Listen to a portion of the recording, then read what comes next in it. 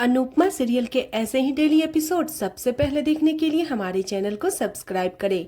आज के एपिसोड की शुरुआत में राही और अनुपमा भगवान से प्रार्थना करती है और कहती है कि कल सेमीफाइनल है, हमें यह पड़ाव पार करके आगे जाना है। दोनों एक साथ भगवान से जीतने के लिए आशीर्वाद मांगती है। दूसरी तरफ प्रार्थना और गौतम वकील से बात कर रहे होते हैं। वकील उन्हें बताते हैं कि प्रार्थना ने जो सबूत जमा किए हैं वह तलाक के लिए काफी है। प्रार्थना वकील से जल्दी तलाक दिलवाने की गुजारिश करती है। तभी गौतम कहता है वह उसे तलाक नहीं देगा। वकील कहता है यह आप दोनों डिस्कस कर लीजिए। वो चला जाता है। प्रार्थना हैरान होकर गौतम से पूछती है उसे आखिर दिक्कत क्या है। गौतम सीधा सीधा कहता है उसकी जिद है, अगर प्रार्थना उसके साथ नहीं रह सकती वह उसे किसी और से भी शादी नहीं करने देगा। वह प्रार्थना को धक्का देता है, तभी हंस आकर उसे बचा लेता है। गौतम अंश से कहता है कि उसकी टाइमिंग हमेशा सही रहती है। वह ताना मारता है कि अब प्रार्थना का आशिक आ गया है, दोनों में बहुत प्यार है। अंश प्रार्थना की तरफदारी करता है और साफ साफ कहता है हाँ बहुत प्यार है, क्या कोई प्रॉब्लम है। गौतम हैरान होता है और कहता है मैं प्रार्थना को तलाक नहीं दूंगा, तुम्हारा जीना हराम कर दूंगा। वह चला जाता है। अंश प्रार्थना को संभालता है और कहता है कि अब मैं तुम्हारे साथ हूँ, मैं तुम्हारी और इस बच्चे की जिम्मेदारी उठाने के लिए तैयार हूँ। प्रार्थना खुश होकर अंश को गले लगा लेती है। दूसरी तरफ शाह हाउस में बाबूजी पाकी को शुभकामनाएं देते हैं। पाकी सभी से कहती है समय पर मुंबई पहुंच जाना। बाबूजी भावुक होकर सोचते हैं कि वह मुंबई में अनुपमा से मिलने जा रहे हैं। तोजू कहता है वह मुंबई का चोर बाजार घूमेगा। पाकी नाराज होकर पूछती है क्या सब अपने अपने काम के लिए आ रहे हैं, क्या कोई मुझे सपोर्ट करने नहीं आ रहा है।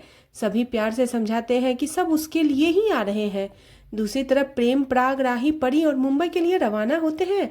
पराग राही से कहता है तुम बुरा मत मानो, मुझे पता था कि मोटीबा, ख्याति और माही हमारे साथ नहीं आएगी। तुमने कोशिश की थी ना, लेकिन उन्हें नहीं आना था, नहीं आई। इसी बीच अंश का कॉल आता है। वह प्रार्थना की ओर से राही और परी को ऑल द बेस्ट कहता है। परी अंश से कहती है अगर संभव हो तो वह भी मुंबई आ जाए। प्रेम सेमीफाइनल के लिए उत्साहित होता है। दूसरी तरफ अनुपमा अपनी टीम के साथ सेमीफाइनल में जाने की तैयारियां में जुट जाती है।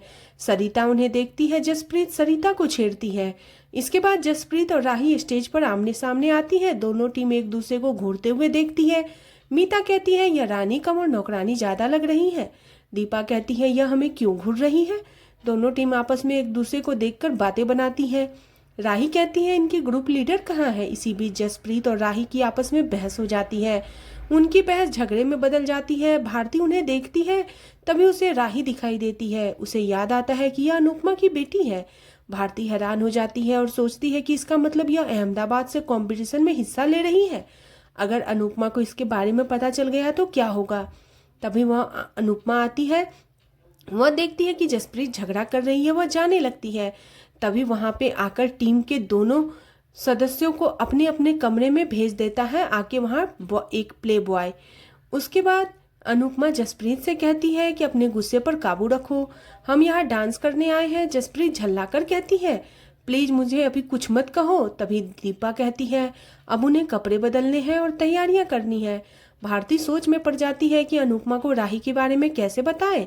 दूसरी तरफ माही को प्रेम की चिंता सता रही होती है। तभी गौतम माही के पास आता है और उस पर गंदी नजर डालता है। माही उसे चेतावनी देती है, लेकिन गौतम कहता है जवानी अकेले नहीं करती, हमें एक दूसरे का अकेलापन दूर करना चाहिए। वह माही के करीब जाता है। तभी माही उसे थप्पड़ मार देती है। वह गौतम को कड़ी चेतावनी देती है कि अगर तुम मुझे दोबारा परेशान किया तो मैं तुम्हें घर से बाहर निकलवा दूंगी। मैं राही नहीं, मैं माही हूँ। तभी ख्याति वहां आती है और पूछती है क्या हुआ।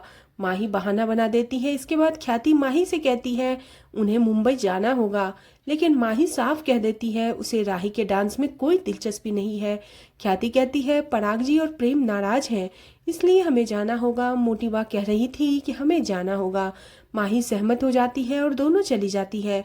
गौतम ताना मारते हुए कहता है अब घर में कुछ दिन शांति रहेगी, तूफान मुंबई में आएगा। दूसरी तरफ राही गुस्से में कमरे में आती है। तभी राही को सब शांत रहने के लिए कहती है। राही कहती है हम उन्हें उनकी औकात स्टेज पर दिखाएंगे। दूसरी तरफ जसप्रीत भी गुस्से में आती है। अनुपमा उसे शांत रहने के लिए कहती है। जसप्रीत कहती है कि उन अहमदाबाद वाली लड़कियों को अब हमारे डांस का जवाब से ही उसे करारा जवाब मिलेगा, हम उन्हें हराकर रहेंगे। अनुपमा जसप्रीत को समझाती है कि हमें अपने डांस पर ध्यान देना चाहिए, किसी के हार पे नहीं। जसप्रीत समझती है और सभी तैयारियां करने लगते हैं।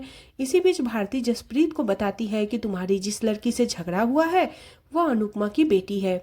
जसप्रीत चौंक जाती है।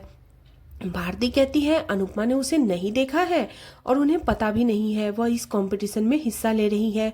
जसप्रीत परेशान हो जाती है। इसी बीच अनुपमा उन्हें परेशान होकर पूछती है कि क्या हुआ। भारती और जसप्रीत कहती है कुछ नहीं। भारती और जसप्रीत को चिंता होती है कि वे अनुपमा को सच कैसे बताएं। भारती कहती है अगर वे दोनों आमने सामने आ गए तो उनकी बेटी गुस्सा हो जाएगी।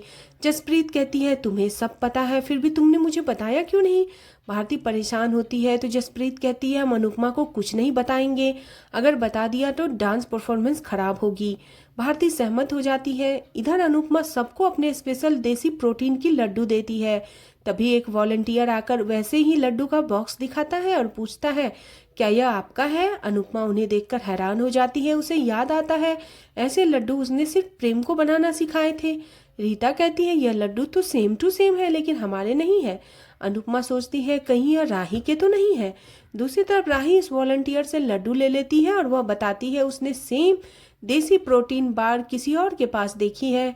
वॉलंटियर के मुंह से यह जानकर राही हैरान होती है।